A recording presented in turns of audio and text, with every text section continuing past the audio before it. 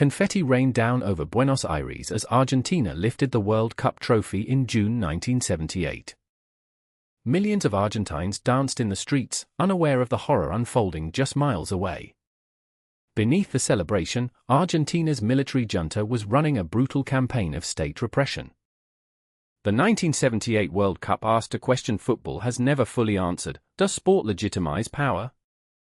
This is the documented story of football's most controversial tournament, held under military rule. Decades later, the 1978 World Cup remains one of football's most debated and scrutinized tournaments. Former players, journalists, and human rights organizations have revisited the tournament's complicated legacy repeatedly. Argentina's 1978 squad included world-class players who later spoke publicly about the political context. The tournament's host selection by FIFA in 1966 predated the 1976 military coup by a full decade. When the coup happened in March 1976, the World Cup was already scheduled for Argentina 2 years later. General Jorge Rafael Videla's junta seized power on the 24th of March, 1976, overthrowing President Isabel Perón. The junta immediately recognized the World Cup as an opportunity to project Argentina's image internationally. The regime created a special state body called EAM 78 to organize and oversee the World Cup preparations. Argentina spent an estimated $700 million preparing for the tournament, a staggering national investment. Stadiums were renovated, roads were built, and a color television network was installed across Argentina. The junta's investment in the World Cup was widely seen as an attempt to win domestic and international legitimacy. International human rights groups, including Amnesty International, raised concerns about Argentina before the tournament began. Some European football associations and journalists debated whether their nations should boycott the 1978 tournament. No major nation ultimately withdrew from the 1978 World Cup despite the documented human rights concerns. The tournament proceeded, drawing global television audiences while Argentina's political crisis remained largely hidden. The ESMA Naval Mechanics School in Buenos Aires was operating as a clandestine detention center during the tournament. ESMA was located just kilometers from El Monumental Stadium, where World Cup matches were being played. Survivors later testified that they could hear the stadium crowds cheering from inside the ESMA facility. These survivor testimonies were later documented by Argentina's CONADEP Truth Commission in its 1984 Nunca Más report. CONADEP documented evidence of more than 300 clandestine detention centers operating across Argentina during the junta period. The junta's so-called dirty war resulted in the documented disappearance of thousands of Argentine citizens. The Mothers of the Plaza de Mayo began their weekly protests in April 1977, a year before the World Cup. These mothers were demanding information about their children who had been forcibly disappeared by state agents. During the World Cup, foreign journalists arrived in Argentina and some began reporting on the human rights situation. The Dutch Football Federation reportedly received information about human rights abuses before the tournament began.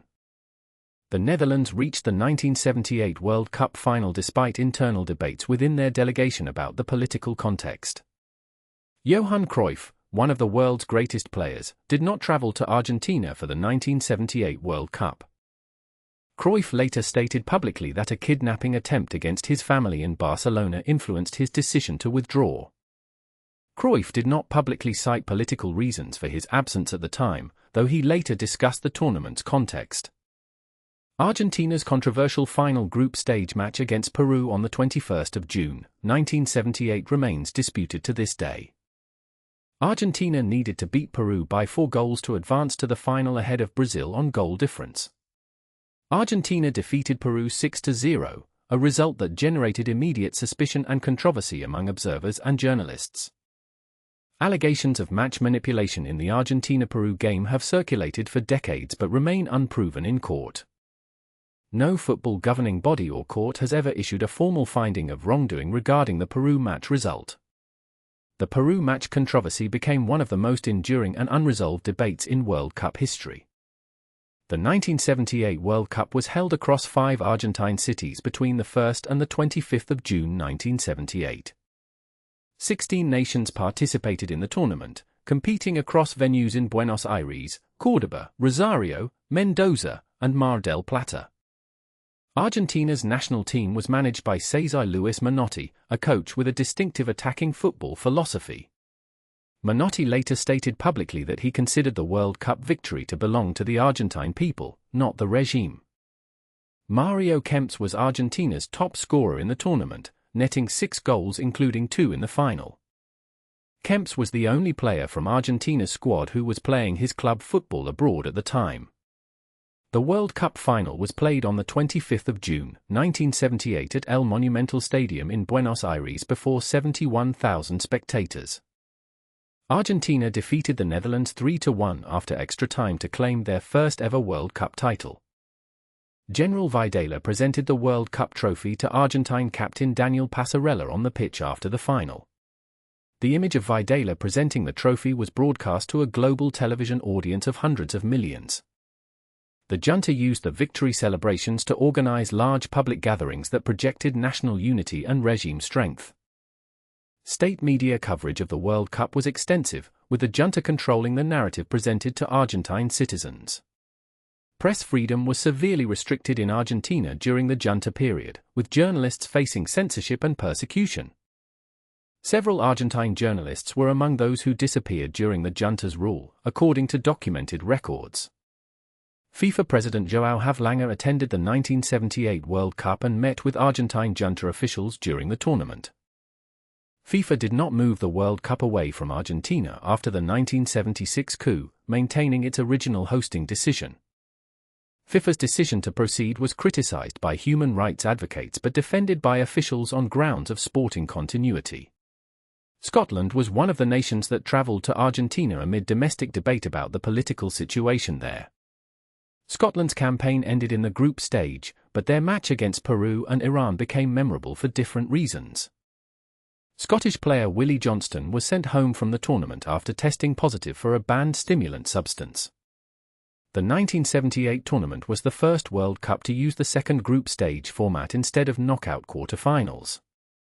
Italy, Brazil, Argentina, and the Netherlands all advanced from the group stage to the second round of matches. Brazil finished third in the tournament, losing to Argentina on goal difference in the second group stage. Brazil's elimination without losing a match in the second stage added to the controversy surrounding Argentina's progression. The tournament's ticker-tape atmosphere at El Monumental became one of the iconic images of 1970s football history. Fans threw shredded paper from the stands, creating a blizzard of white that became synonymous with Argentine football culture. The junta's propaganda apparatus promoted the World Cup victory as evidence of Argentine national greatness and resilience. Videla appeared publicly alongside the Argentine squad, using the player's success to bolster his regime's public image. The mothers of the Plaza de Mayo continued their protests even during the World Cup, maintaining their public vigil. Some foreign journalists who came to cover football also reported on the mothers and the broader human rights situation. The French newspaper Le Monde published reports during the tournament drawing attention to Argentina's human rights abuses. The Inter-American Commission on Human Rights visited Argentina in 1979 and documented widespread abuses by the junta.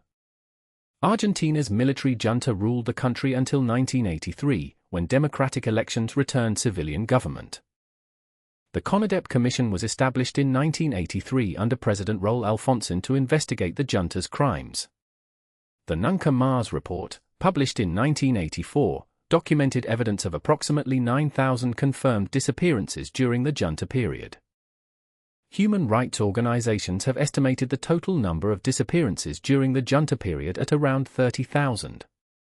General Videla was convicted by Argentine courts in 1985 for crimes against humanity committed during the junta period.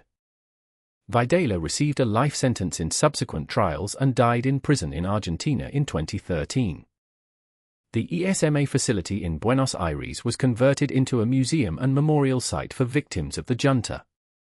The proximity of ESMA to El Monumental Stadium remains one of the most haunting geographical facts of the 1978 tournament. The 1978 World Cup forced football to confront a question it has never fully resolved about sport and political legitimacy.